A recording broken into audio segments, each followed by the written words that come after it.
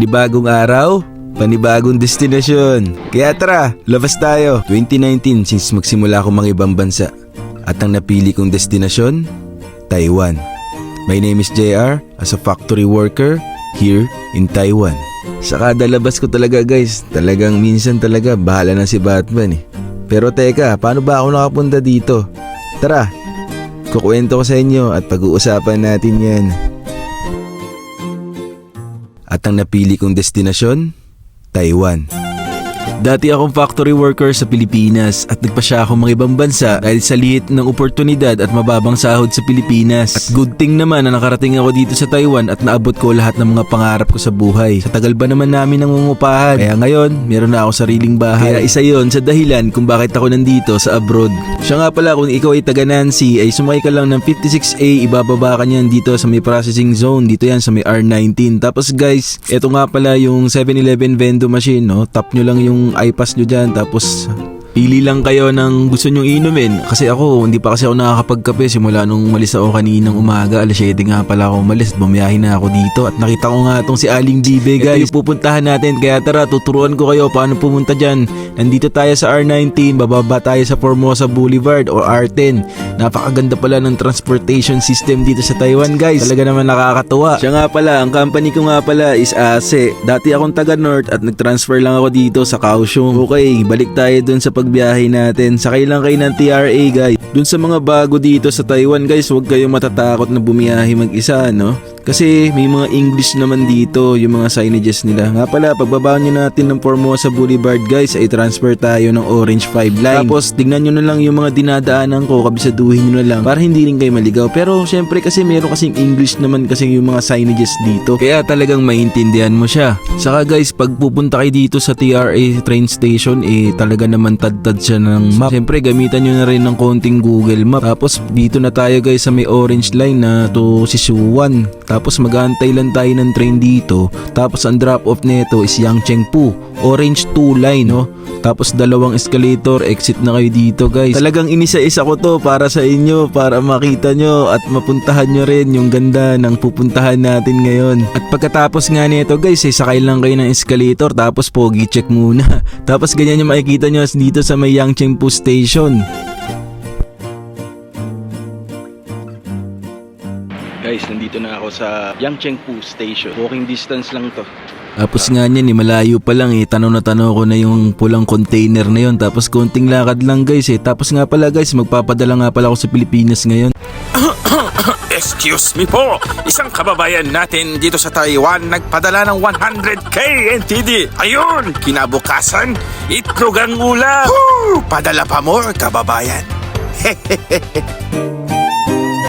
Tanggap mo ba yung padala ko? Oo, nasa 100,000 yun Pagkapadala ko nga niyan at kumain muna ako dito sa 7-Eleven. Kayo ba, ano bang remittance app ang gamit nyo? Pilmonians kasi ako since 2020 pa So nandito na tayo sa Pier 2 guys. Ganto yung makikita nyo, ganto yung LRT nila guys. So napakaganda talaga. Nakita ko rin si Bumblebee at maraming mga artwork gallery ang makikita nyo dito. Napaka-solid. Kung mahilig ka talaga sa art, talagang maiintindihan mo talaga to. At talaga naman yung mata mo talagang magkukulay. Talagang napakaganda rito at napakaaliwalas. Kaya ano pang hinihintay nyo? Lumabas na rin kayo sa comfort zone nyo at puntahan nyo tong napakagandang lugar ng I Love Kaohsiung City. At pagkatapos natin dito sa may Pier 2 Art Center ay pupunta naman tayo dito sa may Kaohsiung Music Art Center guys. Napakaganda dito, napakaganda. Alam nyo ba na ito ay inspired by the Coral Reef at ito ay gawa ng collaboration ng Spanish architect and Taiwanese architect. Syempre, ano pa bang hinahantay natin? Ito lang naman ang number 1 tourist attraction dito sa may I Love River na to. Itong si Aling Bibe guys, tingnan nyo naman, talaga naman na starstruck talaga ako sa kanya kasi talagang napakalaki niya. Syempre lilipat tayo dun sa may kabilang view kasi parang mas maganda yung view dun dahil kita yung Music Art Center ng Kaohsiung. Ang Bibe nga pala yan, so tumawid lang ako dito sa may footbridge, makakapunta na ako dito at nakita ko nga yung mga hair clip na dock na yan. Grabe talaga guys dito, ang lawak dito at napakaganda. At dito lang yan sa may Kaohsiung City, Taiwan. At pagbaba ko nga ng footbridge guys ay nakita ko naman talaga tong mga hair clip na kalat talaga. Sobrang dami nila at gumagalaw pa. Akala mo buhay na buhay at pwede ka nga dito magkayak at banana boat. May bayad nga lang 100 NT. At talaga naman napaka-iconic nitong rubber duck na to. May pa-broadcasting pa siya. Grabe ka talaga, Aling Bibe. Pinahanga mo ako. At di ka ako nagkamali guys. At talaga naman maganda yung view dito sa nilipatan natin dahil kita yung Music Art Kaohsiung Center. Ito, yung pinaka-iconic na rubber duck sa buong mundo. Nasa Kaohsiung, Taiwan guys. Alam niyo ba na after 10 years ago, ay nadala na to dito at naibalik uli. Pero last day nito ngayon, February 24, tong shoot ng video ko. So February 25, last day na. So magpapaalam na tayo kay Aling Bibe. Ito si Aling Bibe guys. Gamit kayong hyperview. Mas madaling makuha ng shot. This is hyperview. Yan. Super view. Yung wide angle. Gandong rubber duck na to guys.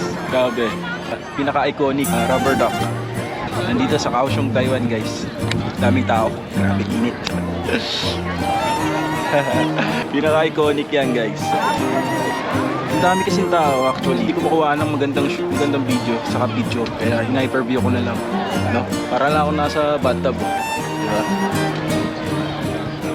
Ito guys.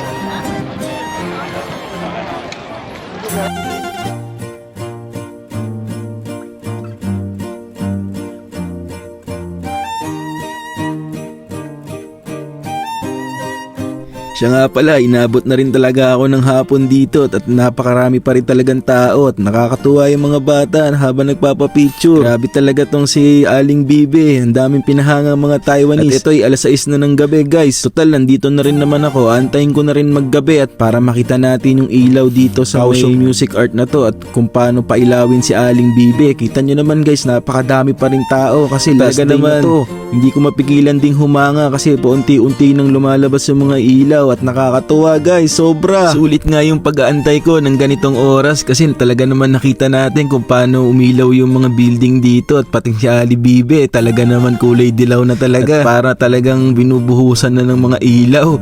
At nakakatuwa dito guys kasi yung Kaohsiung Music Art, kita nyo naman napakaganda at patuloy na dumadami talaga yung tao dito pag gabi kaya talaga naman sobrang ganda talaga dito. Ito naman yung mga spotlight guys, talaga naman nakatutok na kay Aling Bibe.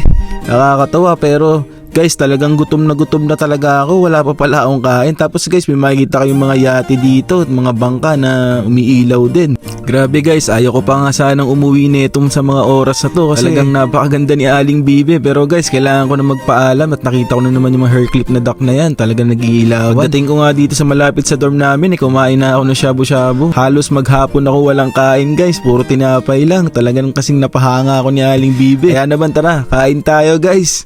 At ang napili nating destinasyon, Taiwan. Nga pala, maraming salamat sa inyong panonood. See you sa aking next vlog. At sana wag niyo pong kalimutan na i-follow niyo po ako sa aking page, sa aking YouTube channel, pati na rin dito sa TikTok account. Follow for more. Peace!